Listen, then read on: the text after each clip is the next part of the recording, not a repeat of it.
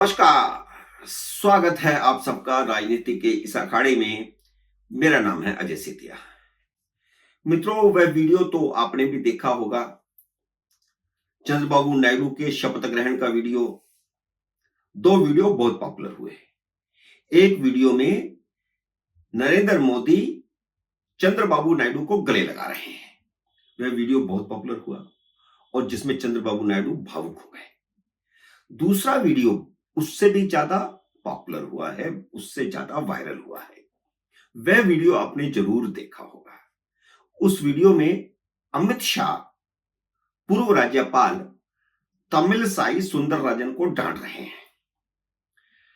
अमित शाह के हाथ के हाव भाव ऐसे थे कि डांटने का एहसास करवा रहे थे, लेकिन बात क्या थी यह किसी को नहीं पता। बात तमिलनाडु की थी जो अमित शाह को खटक रही थी। इसलिए जैसे ही उन्होंने सामने देखा, वह सामने से गुजर रही थी, अमित शाह ने उन्हें रोका और रोकते ही तुरंत डांटने लगे। तमिलसाई ने खुद इस रहस्य से पर्दा उठाया है कि अमित शाह ने उनसे क्या बात की थी। अपने एक्स हैंडल पर उन्होंने लिखा है कि अमित शाह ने उनसे चुनाव के विश्लेषण के बारे में पूछा था और डिटेल भेजने को कहा था। इसलिए जो अटकलें लगाई जा रही हैं वे बंद होनी चाहिए। लेकिन पूर्व राज्यपाल ने जो सफाई दी है वह गले उतरने वाली नहीं है, क्योंकि उसमें जरा भी सच्चाई नहीं है। सच्चाई यह है कि उन्हें फिजूल की बयानबाजी के लिए डांटा गया था। असल में भारतीय जनता पार्टी के कई पूर्व राज्यपाल खुद को एक्स्ट्रा ऑर्डिनरी समझने लगते हैं। उनका दिमाग चढ़ जाता है।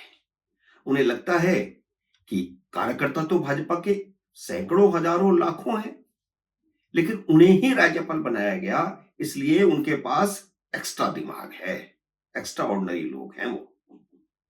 सत्यपाल मलिक का हाल तो आपने देखा ही है, किस तरह चढ़े हुए दिमाग से घूम रहे हैं। एक और राज्यपाल थे तथागत राय, वे भी जब रिटायर हो रहे थे तो उन्होंने पश्चिम बंगाल प्रदेश भाजपा के नेताओं को खूब भड़काया था, और रिटायर होने के बाद जब वे बंगाल में वापस पहुंच गए तो भाजपा नेताओं के खिलाफ कुछ ना कुछ बोलते रहते थे। अमित शाह को उन्हें भी डांटना पड़ा था। तमिलनाडु में भी कुछ ऐसा ही हो रहा है। तमिलसाई भी लोकसभा का चुनाव हारने वालों में से एक है।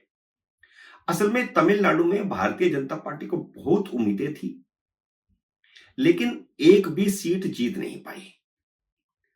चुनाव से ठीक पहले भाजपा का अन्ना द्रमुक से गठबंधन टूट गया था। अन्ना द्रमुक ने 5 पार्टियों का और भाजपा ने 9 पार्टियों का गठबंधन बनाया, और दोनों गठबंधनों ने सभी 39 सीटों पर चुनाव लड़ा। द्रमुक ने भी अपना कांग्रेस और वाम दलों के साथ जो उनका गठबंधन था, उन्होंने भी पूरी 39 सीटों पर चुनाव लड़ा। भाजपा को भले ही एक भी सीट नहीं मिली, लेकिन अन्नामलाई की लीडरशिप के कारण उसका वोट 2% से बढ़कर के 11.24% हो गया। 5-6 गुना की ज्यादा वृद्धि हो गई। भाजपा ने कमल के फूल निशान पर 23 उम्मीदवार खड़े किए थे। यह अब तक का सबसे बड़ा आंकड़ा है। लेकिन इन 23 में से 19 भाजपा के अपने उम्मीदवार थे और 4 बाकी दलों के 4 उम्मीदवार भाजपा के निशान पर थे। इतना ही नहीं, बल्कि 12 सीटों पर भाजपा के उम्मीदवार दूसरे नंबर पर और अन्ना द्रमुक के उम्मीदवार तीसरे नंबर पर रहे। यह भाजपा के लिए बड़ी अचीवमेंट है कि लोकसभा की 12 सीटों पर वह द्रमुक के बाद दूसरे नंबर पर आ गई है। और यह सब कुछ हुआ है हिंदुत्व के मुद्दे पर अन्नामलाई के तीखे तेवरों के कारण। अन्नामलाई को दक्षिण का योगी आदित्यनाथ कहा जा रहा है। चुनाव नतीजों के बाद अन्ना द्रमुक के नेता आरबी उदय कुमार ने कहा कि सारा खेल भाजपा अध्यक्ष अन्नामलाई ने खराब कर दिया, सारा खेल बिगाड़ दिया। अगर वह जयललिता और अन्ना के खिलाफ न बोलते तो गठबंधन नहीं टूटता। अन्नामलाई की अनुभवहीनता के कारण और तीखे तेवरों के कारण अन्ना द्रमुक और भाजपा का गठबंधन टूटा। अगर यह गठबंधन नहीं टूटता तो नतीजे इसके उलट होते। अन्ना द्रमुक और भाजपा का गठबंधन 30 तक सीटें जीत सकता था, ऐसा उन्होंने कहा। यही बात अन्ना द्रमुक के एक और नेता एसपी वेलुमणि ने भी कही। असल में अन्ना द्रमुक ने चुनाव से पहले अन्नामलाई को अध्यक्ष पद से हटाने की मांग की थी, जिसे भारतीय जनता पार्टी ने स्वीकार नहीं किया, क्योंकि अन्नामलाई के कारण ही भाजपा वहां मुख्य धारा की पार्टी के रूप में उभर कर सामने आई है, कांग्रेस के विकल्प के रूप में कम से कम राष्ट्रीय पार्टी के तौर पर उभर कर सामने आई है। अब हुआ यह कि जब एक पत्रकार ने तमिलसाई से पूछा तो उन्होंने भी उदय कुमार और वेलुमणि के बयान का समर्थन किया। इसका सीधा सा मतलब था कि वह हार के लिए अपनी ही पार्टी के प्रदेश अध्यक्ष को जिम्मेदार ठहरा रही है। इस पर ही अमित शाह ने उन्हें फटकार लगाई थी। ये जो वीडियो है उसमें जो फटकार लगाई जा रही है, जो उंगली दिखा रहे हैं अमित शाह, वो इसी बात के लिए दिखा रहे हैं कि आपने अन्नामलाई के खिलाफ बयान क्यों दिया। वे प्रदेश भाजपा के अध्यक्ष हैं, इसलिए उनको फटकार लगी, क्योंकि अन्नामलाई के तीखे तेवरों के कारण ही तमिलनाडु में भाजपा को सीटें भले ही न मिली हों, उसकी ताकत में कई गुना का इजाफा हुआ है।